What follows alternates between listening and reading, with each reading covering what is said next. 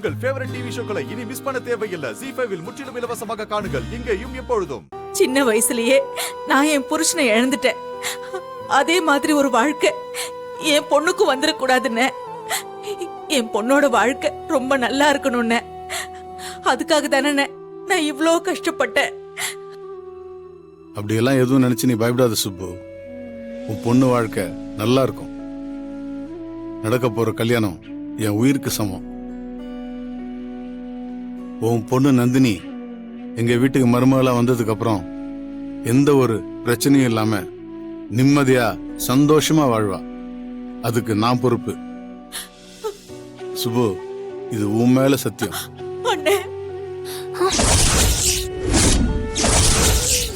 அண்ணங்கிட்ட சொல்லி இந்த கல்யாணத்தை நிறுத்திடலான்னு நினைச்சேன். ஆனா அண்ணன் இப்ப இருக்கிற நிலைமையில அதிர்ச்சியான எந்த விஷயமும் சொல்லக்கூடாதுன்னு டாக்டர் சொல்லிட்டாரு.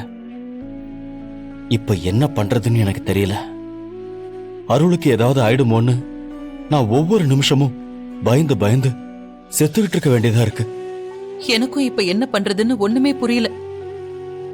இதுக்கு முன்னால எந்த பிரச்சனை வந்தாலும் அத உங்க அண்ணன் பாத்துக்குவாரு. ஆனா இப்ப அவர்கிட்ட எதையுமே சொல்ல முடியாத நிலைமை. என்ன பண்றதுன்னு எனக்கு ஒண்ணும் தெரியல தம்பி. அருளோட உயிருக்கு ஆபத்து இருக்குன்னு தெரிஞ்சதுக்கு அப்புறமும் நாம அருளோட உயிரை பணைய வைக்க முடியாது. அதனால முதல்ல நாம இப்போ அருளை காப்பாத்தின அந்த பொண்ணு யாரு, என்ன, எந்த ஊரு, எங்க இருக்கான்னு கண்டுபிடிப்போம். அந்த பொண்ணை கண்டுபிடிச்சதுக்கு அப்புறம் என்ன பண்ணலாம்னு யோசிப்போம். அண்ணி, நானும் அந்த பொண்ண தேடிக்கிட்டே தான் இருக்கேன் அண்ணி. ஆனா அந்த பொண்ணு யாருன்னு கண்டுபிடிக்கவே முடியலையே. என் கண்ணுக்கு பக்கத்திலேயே அந்த பொண்ணு வந்தோம் என்னால பார்க்க முடியாம போயிடுச்சு. இப்ப அந்த பொண்ண எப்படிதான் கண்டுபிடிக்கிறதுன்னே தெரியல. எல்லாத்துக்கும் ஏதாவது ஒரு வழி இருந்தே ஆகணும்னு சொல்லுவாங்க. அந்த பொண்ணை கண்டுபிடிக்கிறதுக்கு அதுக்கு ஏதாவது ஒரு வழி இருக்கும். அத நாம தான் கண்டுபிடிக்கணும். நீங்க ஒன்னும் கவலைப்படாதீங்க தம்பி. அந்த பொண்ணை கண்டுபிடிக்க வேண்டியது ஏன் பொறுப்பு. நான் பாத்துக்கிறேன். அண்ணி, நாளைக்கு நிச்சயம் வேற இருக்கே. கல்யாணத்துக்கான வேலை எது நடந்தாலும் அருள் உயிருக்கு ஆபத்துன்னு அந்த சாமியார் சொல்லியிருக்காரு. இப்ப நாளைக்கு நிச்சயம் நடந்தா அருளுக்கு ஏதாவது ஆயிடுமோன்னு எனக்கு ரொம்ப பயமா இருக்கு அண்ணி. நீங்க ஒன்னும் பயப்படாதீங்க தம்பி. நிச்சயம் நடக்காம நான் பாத்துக்கிறேன். அண்ணி, நிச்சயத்தை எப்படி நிறுத்துவீங்க? நிச்சயத்தை நிறுத்தினா அது பெரிய பிரச்சனையாயிடும் அண்ணி. எந்த பிரச்சனையும் வராம நான் நிச்சயத்தை நிறுத்துறேன். அண்ணா, ஏன்னா ஒரு மாதிரி பதட்டமாவே இருக்கேன். பதட்டெல்லாம் ஒண்ணும் இல்லடா. அது ஏன்னே தெரியல, காரணமே இல்லாம மனசுக்குள்ள ஒரு மாதிரி இருக்கு. அத எப்படி சொல்றதுன்னு தெரியல. அது அப்படித்தானே இருக்கும். அப்படிதான் இருக்கும்னா? ஆமா, நாளைக்கு உனக்கு நிச்சயம் இல்ல, அதனால இந்த மாதிரிலாம் இருக்கதான் செய்யும். நிச்சயத்துக்கு முத நாளே இப்படி இருக்குன்னா கல்யாணத்துக்கு முத நாள் என்ன பண்ணுவ? டேய், ஏன்டா அப்படி சொல்ற? ஆமாண்ணே, கல்யாணத்துக்கு முத நாள் ராத்திரிலாம் உள்ளுக்குள்ள ஏதோ தூக்கி போற மாதிரி இருக்குமே. ராத்திரி பூரா தூக்கமே வராதுண்ணே. எப்படி குப்புறப்படுத்தாலும் தூக்கம் வராத. மனசு முழுக்க அண்ணி நினைப்பாவே தான் இருக்கும். வேற எதை பத்தியும் யோசிக்காதுண்ணே. இப்பவே மனசு முழுக்க அண்ணி நினைப்பாவே தான் இருக்க. அதான் உன் முகரைய பார்த்தாலே தெரியுது. சரி சரி, முறைக்காத. நாளைக்கு அன்னிக்கு பிடிச்ச மாதிரி என்ன செய்ய போற அத சொல்லு முதல்ல. எதுவும் பண்றதா இல்ல. ஏன்னா நாளைக்கு உங்களுக்கு நிச்சயதார்த்தம் நடக்க போகுதுன்னா அப்ப அன்னிக்கு பிடிச்ச மாதிரி ஏதாவது செய்யணும்ல நீங்க. போதும் போதும், ஏற்கனவே செஞ்ச சொதப்பெல்லாம் போதும். என்னன்னா எதுவும் செய்யாம இருக்கிறதா நல்லதுன்னு தோணுது. அண்ணே, அப்படிலாம் சொல்லாதண்ணே. காதல்ல சொதப்பெல்லாம் இருக்கத்தான் செய்யும். லவ் பண்ற பொண்ணுக்கு பிடிச்சதெல்லாம் பண்றேன்னு தப்பா பண்ணி சொதப்பலாக்கி அவங்களுக்கு முன்னாடி அசிங்கமா வலிஞ்சு நின்னு அதுக்கப்புறம் அதை சரியா கத்துக்கிட்டு திரும்ப போய் அவங்களுக்கு பிடிச்ச மாதிரி பண்ணாதானே காதல்ல ஒரு சுவாரஸ்யம் இருக்கும். அம்மா, பெரியம்மா மாட்ட என் விஷயத்த பத்தி பேசிட்டியா? இன்னும் பேசல. ஏன் பேசல? அன்னைக்கு ஆஸ்பத்திரியில வச்சு எல்லாரும் மாமாவை தனியா போய் பார்த்து பேசிட்டு தானே வந்தீங்க. அப்ப நீ மாமா கிட்ட இந்த விஷயத்த பத்தி பேசிருக்கலாம்ல.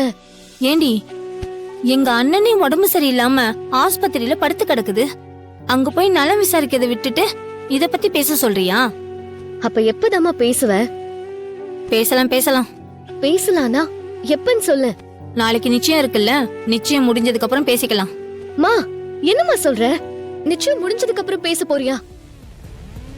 அருள் மாமாவை நான் என் மனசுல வச்சுக்கிட்டு நான் எப்படிமா கரிகாலன் மாமா கூட நிச்சயம் பண்ணிக்க முடியும்? என்னால முடியாது. முடியாதுன்னா இப்ப என்னடி செய்ய சொல்றேன்னு? நாளைக்கு நிச்சயத்தை வச்சுக்கிட்டு நான் இப்ப என்னடி பண்ண முடியும்? நிச்சயத்துக்கு முன்னால பேசு. யார்கிட்ட பேச சொல்ற? பெரிய மாமா கிட்ட தான் பேசணும்.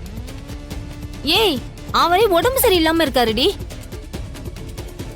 இந்த நேரத்துல போய் அவர்கிட்ட இந்த விஷயத்தை எப்படி பேச சொல்ற? இது என்ன அவ்வளவு சாதாரண விஷயம் நினைச்சியா? நான் போய் இப்ப சொன்னா அதுக்கப்புறம் என்னென்னலாம் நடக்கும்னு உனக்கு தெரியுமா? முதல்ல உங்க அப்பாவை எப்படி சமாளிக்கிறது? அதனால சொல்றத கேளு, கொஞ்சம் பொறுமையா இரு. நிச்சயம் எல்லாம் முடியட்டும். அதுக்கப்புறம் நானே போய் என் அண்ணன் கிட்ட நிதானமா உன் கல்யாணத்தை பத்தி பேசுறேன். என்னால நிச்சயம் எல்லாம் பண்ணிக்க முடியாது. ஏய், என்ன நானும் பாத்துக்கிட்டே இருக்க? ரொம்ப தான் பண்ணிக்கிட்டே இருக்க. இங்க பாரு, இந்த விஷயத்தெல்லாம் எடுத்தோம் கவுத்தோன்னு பண்ண முடியாது. இதுக்கு பின்னாடி 1000 பிரச்சனை வரும். அதெல்லாம் எப்படி சமாளிக்கிறதுன்னு யோசிச்சதுக்கு அப்புறம் தான் போய் பேசவே முடியும். இங்க பார், அதனால நான் சொல்றத புரிஞ்சுக்கிட்டு நான் சொல்றத மட்டும் செய். நிச்சயம் முடியட்டும், அதுக்கப்புறமா பாத்துக்கலாம்.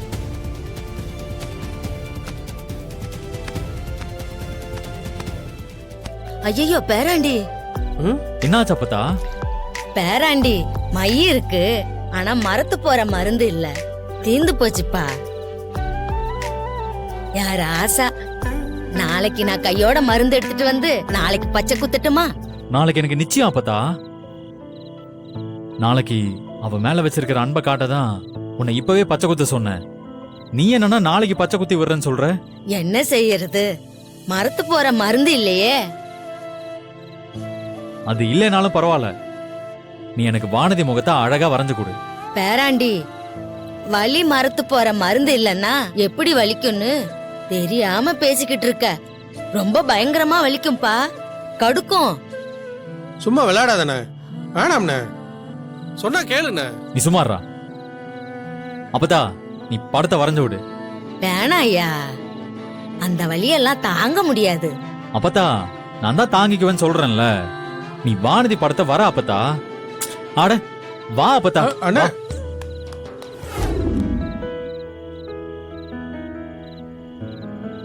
ஏப்பா பிள்ளையாரப்பா, நீதான் இந்த பிள்ளைக்கு வலி தாங்க வைக்கணும். உன்னதான்ப்பா நம்புறேன்.